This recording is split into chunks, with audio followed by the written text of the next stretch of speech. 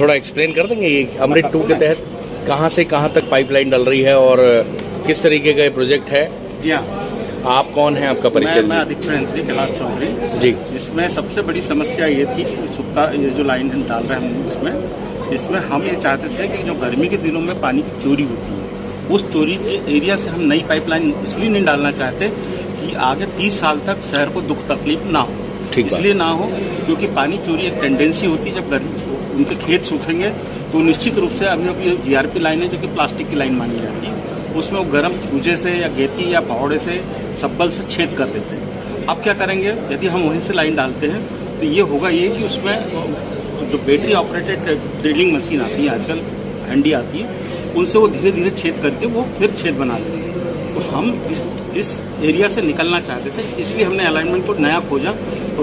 तो हमें खेड़ी से लेकर चारखेड़ा स्टेशन और उससे हमारा प्लांट तक सीधा हमको रास्ता मिल गया। उसमें हमारा 12.5 किलोमीटर का एरिया बचा। उस एरिया के बचने से हमको 30 करोड़ की राशि की बचत हुई।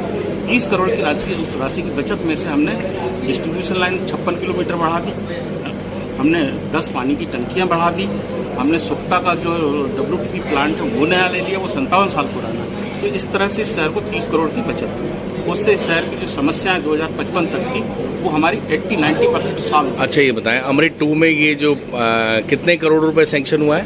ये 137 करोड़। अच्छा, ये जो लाइन आपकी, आप ये प्रोजेक्ट हाथ में लिए हुए हैं, ये लाइन बेसिकली इसको मतलब अब इसका रूट बताएंगे कहाँ से कहाँ आएगी, कैसे आएगी? इसका रूट है, यदि यहाँ से चले तो हमारा सिविल लाइन सब से हम मेन रोड पे आएंगे, मेन रोड से हम जाएंगे सीधे केंद्रीय स्कूल से होते हुए सीधे रोड चले जाएंगे खेड़ी तक, जो कि 22 किलोमीटर का पेज है। उसके बाद में खेड़ी से हम घुस जाएंगे अंदर की ओर हरबंसपुरा की ओर।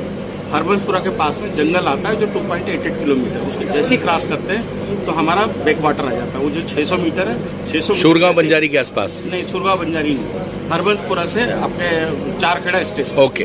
तो ये 2.88 किलोमीटर है ओनली जंगल। और उसके बाद में चारखेड़ा जो स्टेशन वो हार्डली हमारा 1 किलोमीटर बैक वाटर और उसको लेकर, और उससे जैसे ही हम क्रॉस करते हैं तो हमारा प्लांट आ जाता है, उसके साथ 2 किलोमीटर की डिफरेंस। अच्छा, ये बताइए इस बार जो अभी कंसल्टेंसी हायर कर लिया आपने? हाँ, कंसल्टेंसी हमने हायर नहीं किया, शासन ने किया। शासन ने? तो कौन से, वो उनका सजेशन क्या है, कौन सी पाइपलाइन डालेगी? ये तो DI K9 लाइन है जो कि वर्ल्ड में सबसे बेस्ट पानी सप्लाई की लाइन है। इससे बेस्ट पानी की सप्लाई का पाइपलाइन नहीं है। अच्छा, इसकी क्वालिटी सबसे अच्छी है। ओके। अच्छा, यही लाइन अभी हमने सुक्ता से जो हमने सिविल लाइन तक लाए हैं उसमें वही पाइपलाइन है। खंडवा के आम लोगों की एक जिज्ञासा है कि ये जो आपका अमृत 2 है, खंडवा शहर पानी को लेके बहुत सफ़र करता रहा है, परेशान होता रहा है, तो अब कब तक माने कि ये वाली जो नई पाइपलाइन है, ये इसका आपने कोई बेंचमार्क डिसाइड किया कि 2022 तक, 25 तक, 30 तक, कब तक? जहाँ तक मेरा ये मानना है कि एक तो ये शासन का टाइम बाउंड प्रोग्राम है, मैं आपको इसको दिखा देता हूँ, उसमें लिखी हुई है, दूसरा प्रेजेंटेशन उसमें जो है 30 अगस्त तक, 30 आपके सितंबर तक टेंडर कार्यवाही हो जाएगी। मतलब इसी साल 2022 30 सितंबर तक, राइट? ओके। फिर चूंकि गर्मी में हमको क्राइसिस जाता है और सारे पार्षद, सारे जनप्रतिनिधि नगर निगम के पानी को लेकर ही चुनाव जीते हैं और सब सेंसिटिव है इस मामले में कि हम इस योजना को जल्दी कंप्लीट करें। जी।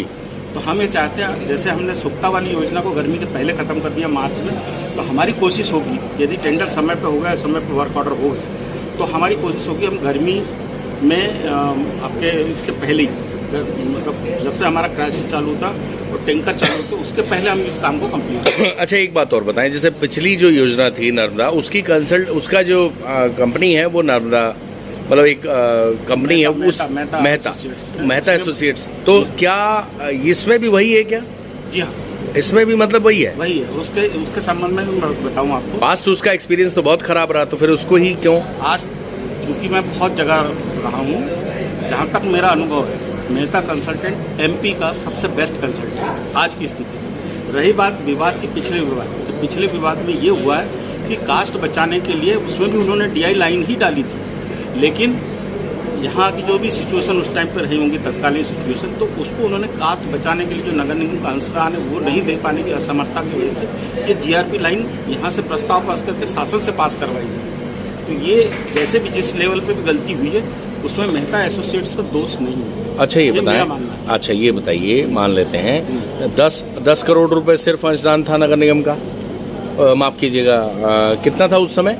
नहीं मालूम। अच्छा, 2009 क्योंकि जो कंपनी है उसका सिर्फ 10 करोड़ था, बताते हैं 10 करोड़ भी उसने दिया, 1 आधा करोड़ रुपए का एफडी कराया, बाकी उसने बिल में एडजस्ट किया। मतलब बड़ी इंटरेस्टिंग बात है। अब फिर वही एजेंसी है, सब कुछ वही है, तो क्या इस बार माने कि वो सही काम करेगा? और मॉनिटरिंग किस तरीके से रहेगी, क्वालिटी किस तरीके से रहेगा कंस्ट्रक्शन का, और जो इंफ्रास्ट्रक्चर डेवलपमेट वो करेगा वो किस तरीके का रहेगा? देखिए, मैं आपको सबसे पहले अपने बारे में बताऊं कि मेरा खुद का अनुभव 32 साल का है, एक चीज़। दूसरी चीज़ कि हम ओनर हैं, नगर निगम ओनर है, और क्लाइंट कौन है? मेहता एसोसिएट्स। हमारा काम है, और जो ठेकेदार कंपनी लेगी काम, अच्छा काम लेने की जिम्मेदारी हमारी।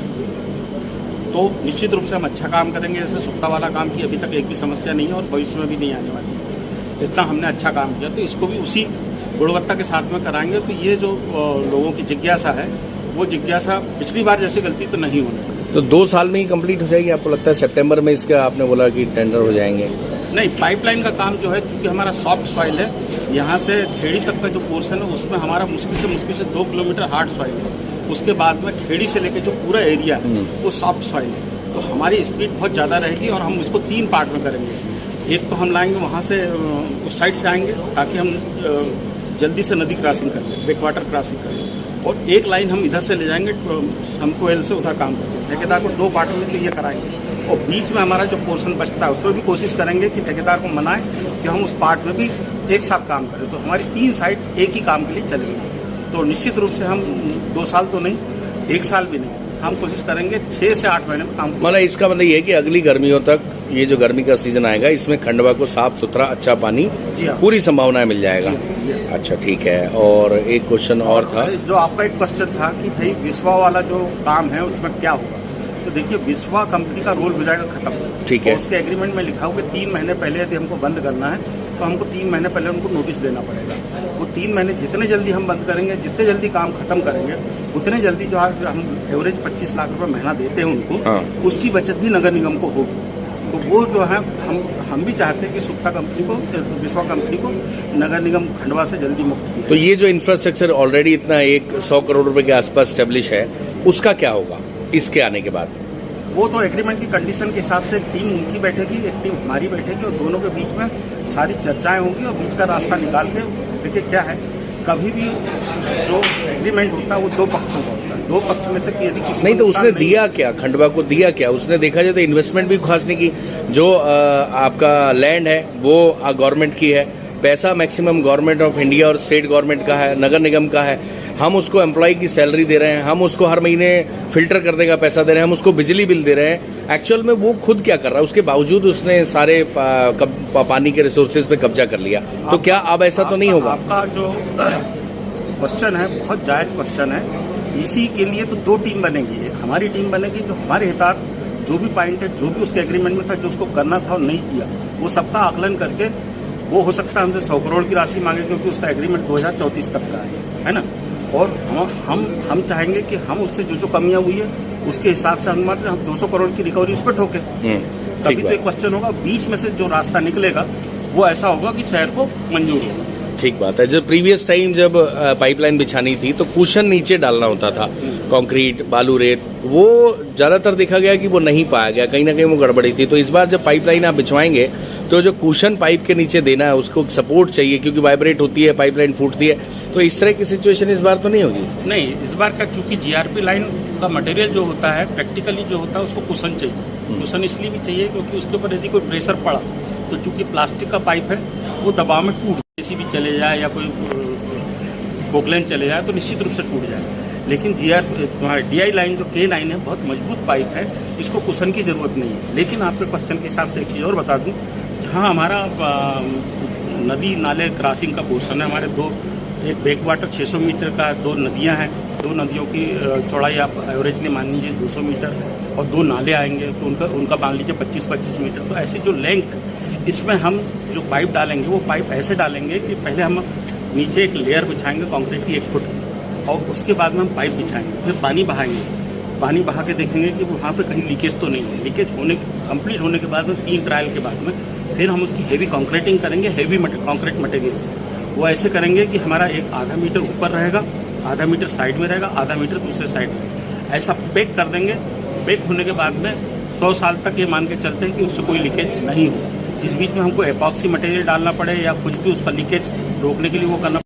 बड़ी ईमानदारी से सारी बात बताई। आपका परिचय और आप किस डेजिग्नेशन में हैं? मैं कैलाश चौधरी, अधीक्षण यंत्री, नगर निगम खंडवा। बढ़ते पेट्रोल के झंझट से मुक्ति पाने के लिए आज ही खरीदें कोमाकी की इलेक्ट्रिक बाइक। सैफी कॉलोनी के बगल में हिंदुस्तान अभिकरण के सामने नई स्कूटी के अलावा सर्विस भी की जाती है। एक बार संपर्क करें अथवा जरूर विजिट करें।